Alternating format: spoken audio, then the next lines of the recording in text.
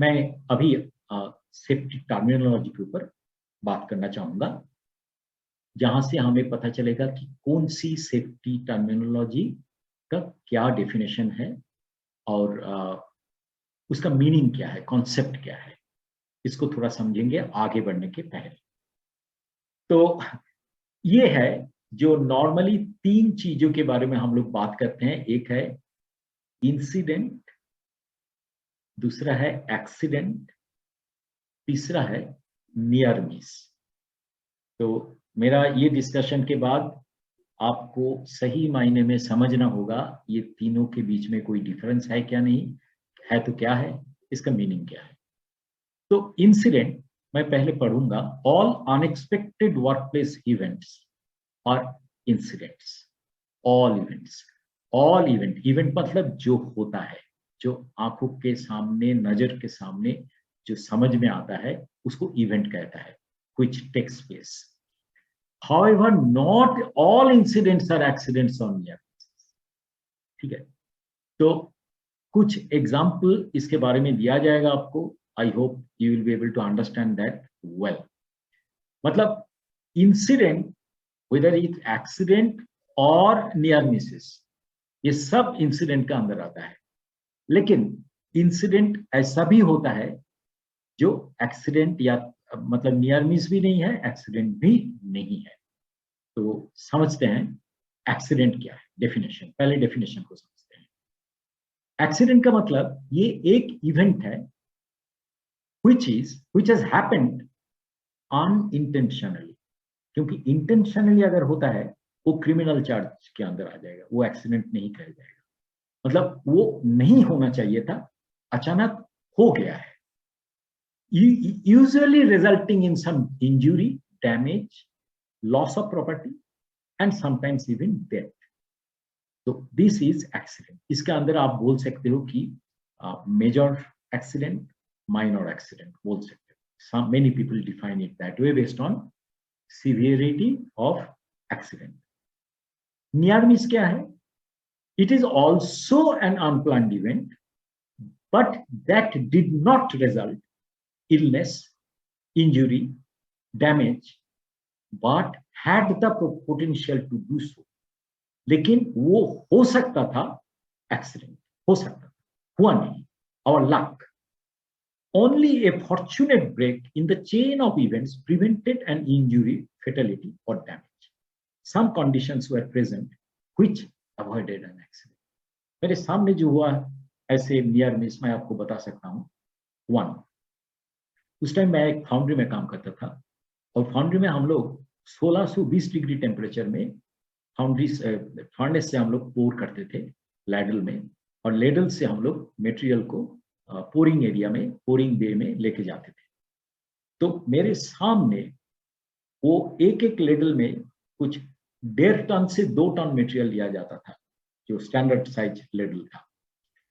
तो मेरे सामने क्या हुआ, वो लेडल का जो गियर था उसमें स्लिप हुआ और हॉट मेटल, आप समझ सकते हो 1620 डिग्री सेंटीग्रेड में हॉट मेटल जमीन के ऊपर गिरा। मतलब गॉड सेक कि जो लेडल मैन था, क्रेन ऑपरेटर जो था, वो थोड़ा पीछे, वो उनका जो स्विच बोर्ड था उनके साथ वो आ रहे थे। Luckily except some particles, hot metal particle, और कुछ भी नहीं हुआ। This you can say it is a near miss. और एक चीज मैंने देखा था, वो एक फैक्ट्री में क्रेन से मटेरियल लिया जा रहा था और क्रेन से वो मटेरियल ऊपर से लिया जा रहा था और अचानक वो स्लिंग से ठीक से बांधा हुआ नहीं था, वो मटेरियल नीचे गिर गया।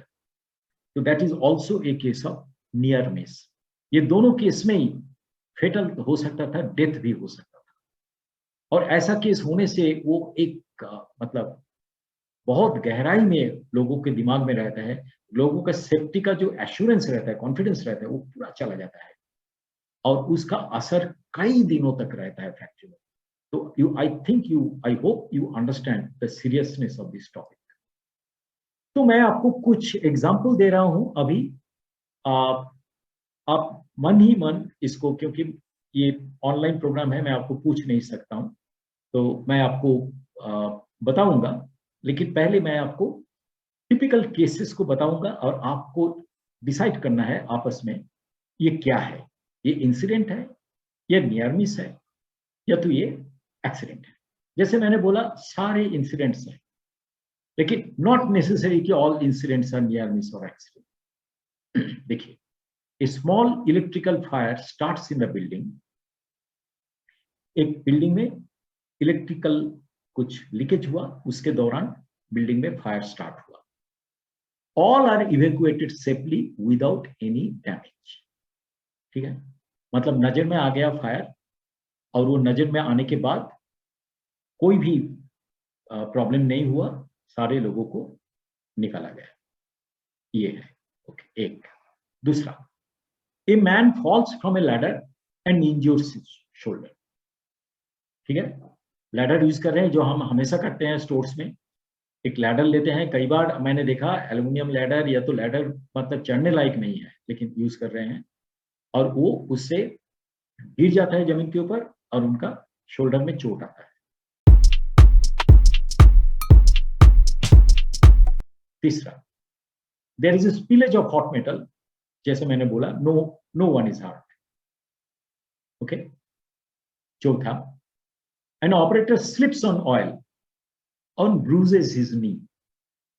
ऑयल था, ऑपरेटर को ख्याल नहीं था क्योंकि जमीन के ऊपर पड़ा हुआ था, फोकलिफ्ट से गिर गया था और उससे उसका स्लिप हुआ और उनका नी में चोट आया। Fifth, a worker hits an electric cable, he has severe electric shock. यह है फिफ्थ। जैसे आपको समझ में आ गया कि पहला केस नियर मिस का केस नहीं है, ये एक इंसिडेंस है जिसका रिपोर्टिंग किया गया and people were safely evacuated. It is an incident reported. दूसरा केस में a man falls from a ladder and injures his shoulder. It is a minor accident but it is an accident. Third case में there is spillage of hot metal, no one is hurt. This is a case of near miss, कोई accident नहीं हुआ, हो सकता था।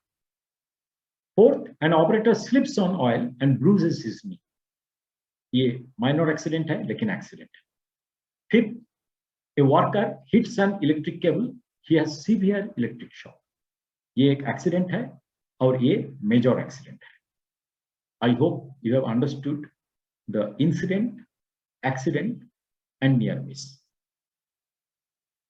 अभी मैं आपको एक बेसिक डेफिनेशन में आऊंगा जो हमें ग्राफ प्लॉटिंग के लिए मदद करेगा। सो सेफ्टी का जो रिकॉर्ड्स हैं, वो रिकॉर्ड का जो डेटा है, सेफ्टी का जो डेटा है, वो डेटा नॉर्मली हम ब्रेकडाउन में जैसे हम लोग एक फ्रीक्वेंसी यूज करते हैं और एक यूज करते हैं सीवियरिटी। तो हम लोग सेफ्टी में भी दो टर्मिनोलॉजी यूज करते हैं, एक है फ्रीक्वेंसी और एक है सीवियरिटी।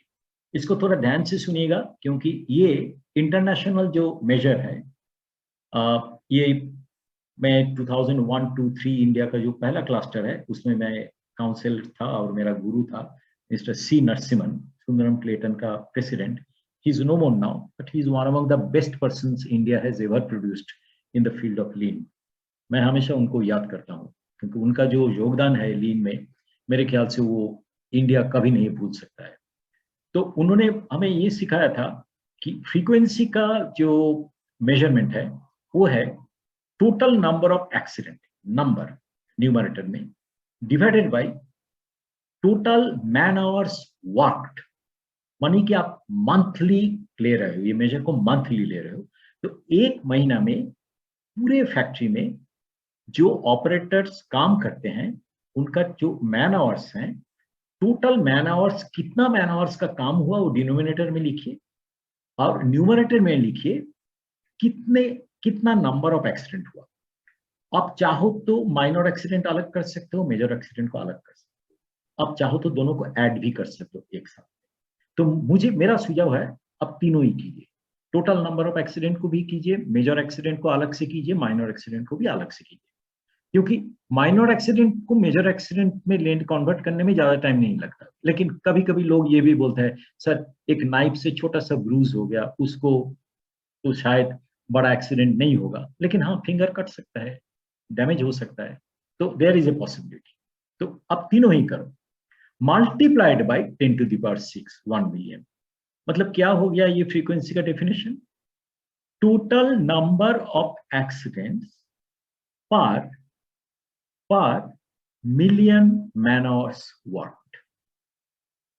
आई रिपीट अगेन, फ्रीक्वेंसी हो गया total number of accidents per million of work hours. क्यों पर मिलियन वर्क आवर्स में कन्वर्ट किया गया? Just to understand where you are international. This is a figure which can be compared between similar type of factories and you can understand where you are. 1 2, आप अगर trend chart plot कर रहे हो तो trend chart में आपको मैंने जैसे बोला था कोई बेंचमार्क नहीं होता, आप खुद के अगेंस्ट में बेंचमार्क करो। Is it coming down? Are you able to see a steady decrease in the frequency occurrences? Yes, you should do that. So I hope you are able to understand the frequency. उसके बाद मैं आपको graph भी दिखाऊंगा कि इसको graph कैसे plot किया जाता है फॉर फ्रीक्वेंसी। जैसे मैंने बोला था आपको मेंटेनेंस में जैसे होता है इसके लिए भी वैसे ही ये 2 मेजर दिया जाता है। सिवियरिटी है कितना भयानक था एक्सीडेंट, तो उसको मेजर करने के लिए न्यूमरेटर में लिखा जाता है man days lost. Man days lost, days इधर not hours, man days lost, क्योंकि एक्सीडेंट जब होता है उसको गिना जाता है जहां पर सिवियरिटी गिना जाता है, जहां पर दिन लॉस होता है। Not that somebody got a minor injury and that just for 5 minutes he was taken for first aid and then returned। अगर मानी कि वो छोटा छोटा आवर मिल के 10 दिन हो गया, count it here, no problem. तो convert the whole thing into days finally. तो man days lost in the numerator, denominator में मैन आवर्स वर्क, मतलब सेम फ्रीक्वेंसी में जो डिनोमिनेटर था वो इधर भी वही डिनोमिनेटर है, multiplied by 10 to the power 6। तो इसका मतलब क्या रह गया? कितना मैन डेज लॉस हुआ पर मिलियन, यानी मिलियन मतलब 10 लाख, पर million of man hours worked. मतलब महीना का जो है उसके अगेंस्ट में निकालोगे, मतलब हर महीना डिनोमिनेटर हो सकता है चेंज हो सकता है, न्यूमरेटर तो चेंज होगा शायद अगर 0 एक्सीडेंट है। फैंटास्टिक। तो I hope you are able to understand the safety terminology.